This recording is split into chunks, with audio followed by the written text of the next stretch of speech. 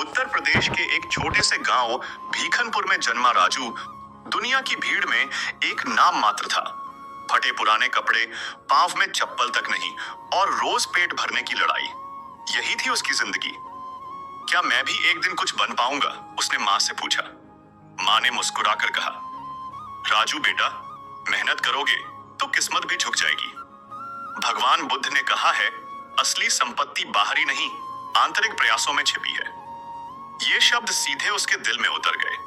राजू सुबह खेतों में मजदूरी करता और शाम को स्कूल जाता। दोस्त उसका मजाक उड़ाते, कहते, अबे छोरा, तू करोड़पति बनेगा क्या?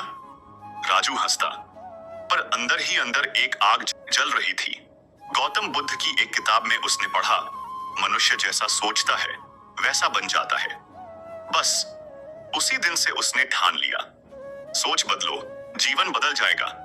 राजू ने पढ़ाई में मन लगाया, दिन रात मेहनत, मोबाइल नहीं, मौज नहीं, सिर्फ किताबें और सपना। क्या सच में ये सब मुमकिन है या मैं खुद को धोखा दे रहा हूं? कई बार यह सवाल मन में उठता, लेकिन फिर वह बुद्ध का वह वाक्य दोहराता, सत्य की राह आसान नहीं होती, लेकिन अंत में वही मुक्ति देती है। और वह फिर चल पड़ता अपने लक्ष्य की ओर। इंटर पास करके राजू शहर गया। पहली नौकरी होटल में बर्तन धोने की।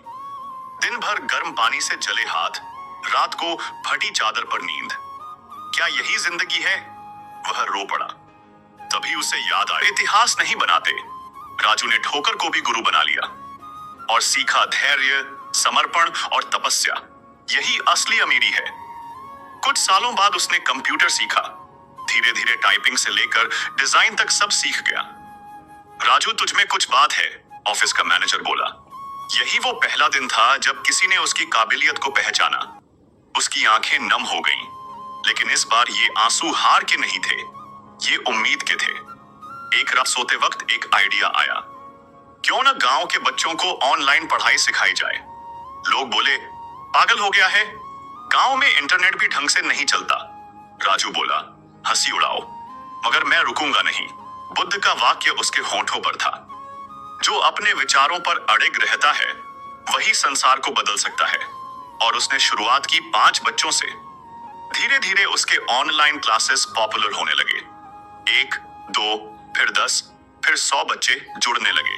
राजू अब सिर्फ राजू नहीं था, वह गुरुजी बन गया। मीडिया ने कवर किया, एक मजदूर का बेटा, डिजिटल शिक्षा का नायक। लेकिन वह अब भी विनम्र था। कहता, यह मेरी नहीं, बुद्ध की सोच की जीत है। 5 सालों में उसकी ज्ञानदीप संस्था एक करोड़ों की एजुकेशन टेक कंपनी बन गई। आज उसके पास बंगला, गाड़ी, पैसे हैं, मगर उसने वो मिट्टी की झोपड़ी कभी नहीं छोड़ी। राजू, अब तो तू अमीर बन गया, पुराने दोस्त बोले। उसने मुस्कुरा कर कहा, नहीं, अमीरी पैसे में नहीं, सोच में होती है।